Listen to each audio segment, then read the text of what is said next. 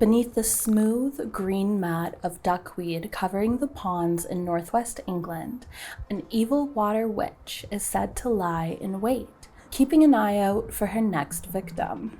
With her green skin, long, matted green hair, and sharp teeth, she will silently stalk her prey of young children or the elderly, waiting until they're close enough to the water's edge that she can reach through the silent water and grab hold of the unsuspecting victim, dragging them into her depths, watching them struggle for air, before finally devouring them. Jenny Greenteeth, or Wicked Jenny, is an urban legend in English folktale that has gone around for decades. Jenny Greenteeth is said to be similar to a Grindylow, which is an evil water sprite. You may have heard of these in Harry Potter. These creatures live in bogs, they have long fingers and sharp teeth, and hide in reeds near the edge of bodies of water to catch their unsuspecting victims of children and old people.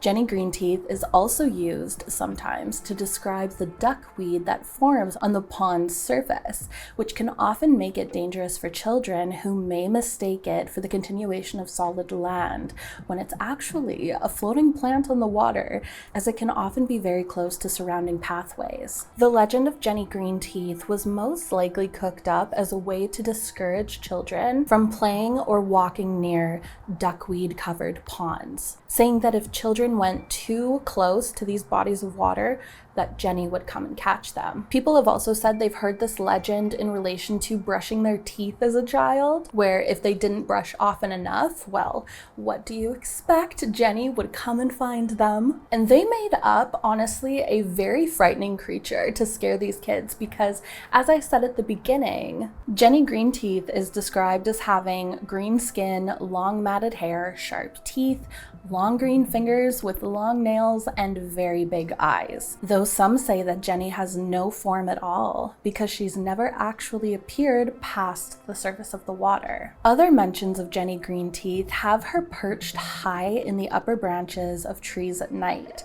where if one is walking around in the forest whilst it's dark, Jenny could be lurking, searching the area for her newest prey. And especially if you heard whispering, because that meant that Jenny was nearby. One legend goes that one night a boy decided to go fishing at the pond in his hometown.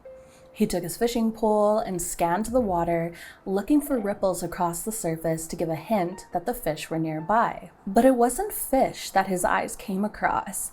In fact, they settled upon a pair of bright yellow dots reflecting in the moonlight across the pond.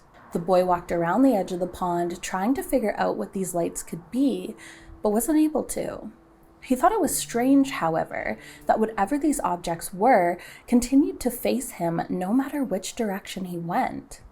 Ignoring this, he settled on a spot and began fishing. An hour later, the boy noticed that the two dots were moving slowly toward him across the water, and a while later, they were only a few feet away from him. All of a sudden, the bright yellow objects shot up from the water, and the boy only had moments to notice that these objects were in fact eyes, belonging to a green woman who was now flying at him, her piercing scream ringing in the boy's ears. He fell to the ground as the woman's hand clawed toward his ankle, but couldn't quite reach. The boy immediately got up and ran away as the creature slunk its way back into the water. When the boy made it back home, he told his mother about his experience, and instead of admonishing him for lying, his mother began to tell him the story that her grandmother told her, the story of Jenny Greenteeth. The legend of Jenny Greenteeth even spread into American folklore, as in Pennsylvania, a similar story tells of sailors on Lake Erie who used the legend of a woman with green skin and shark-like teeth and piercing yellow eyes to warn about shipwrecks and the dangers of open water. They would say that this woman lived at the bottom of Lake Erie, and whenever a ship would approach, she began to sing a song like a siren. Come into the water, love, dance beneath the wave, where dwell the bones of sailor lads inside my saffron grave. When the sailors upon the ship would hear her song, this siren creature would attack the ship with violent storms and waves until the ship sank and the sailors were tossed into the water. The creature would then pull her victims down beneath the surface of the water and stare into their eyes while they struggled for air before she ate them. It's giving Medusa vibes, to be quite honest, and I love that. But there have been a few accounts in modern day where people have claimed to have seen Jenny Greenteeth or have even caught her on camera. In 2018, an Australian tourist named Karen Hargreaves visited the St. James Cemetery in Liverpool in the UK due to the number of paranormal occurrences said to take place there. The St. James Cemetery is a large Victorian graveyard with 57,000 graves, filling a deep sandstone quarry in the shadow of the Anglican Cathedral, which sits upon a steep hill. Most of the tombstones have been placed around the perimeter, and the walls are covered in graffiti.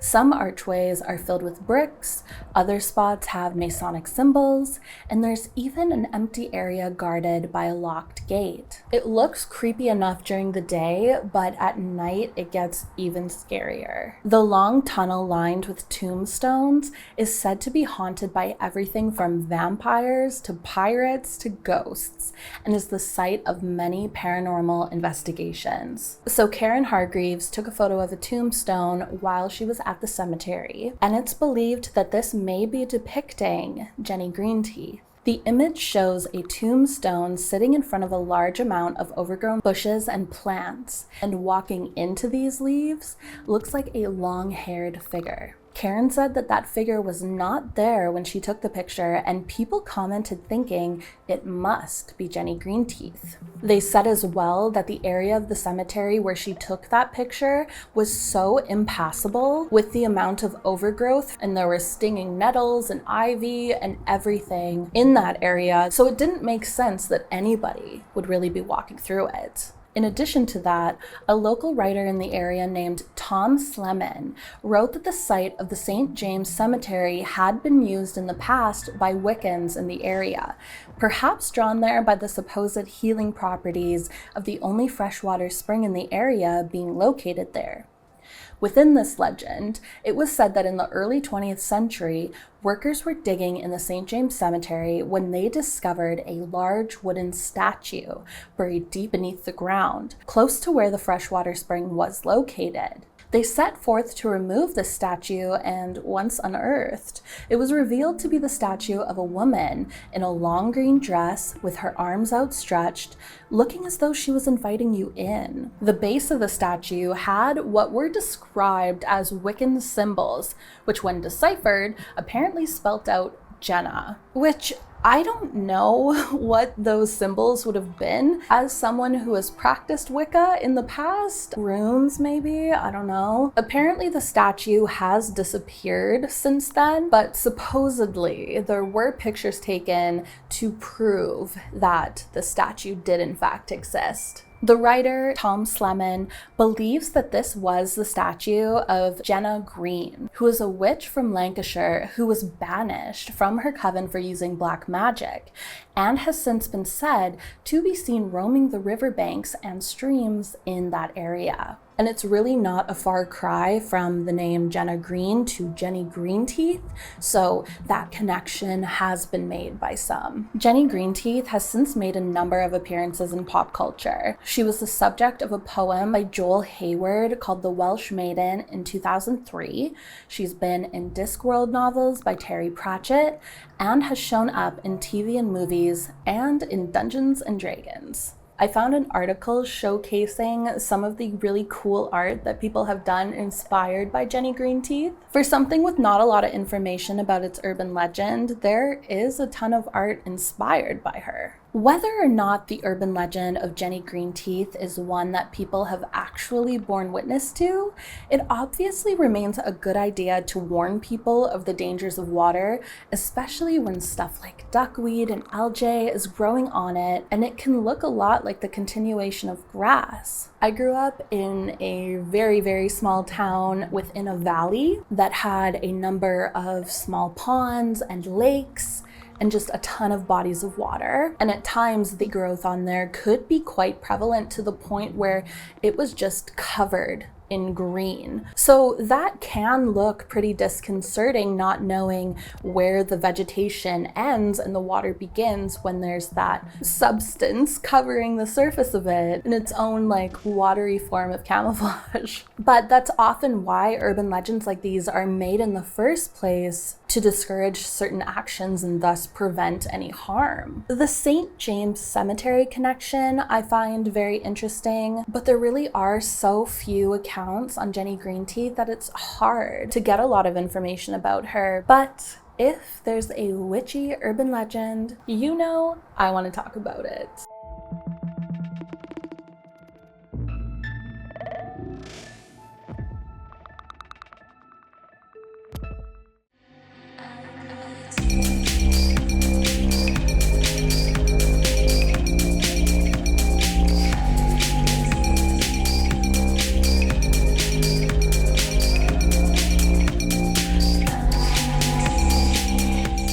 Who got him obsessed like Jenny? Like Jenny. Aren't you guys happy I'm back on YouTube?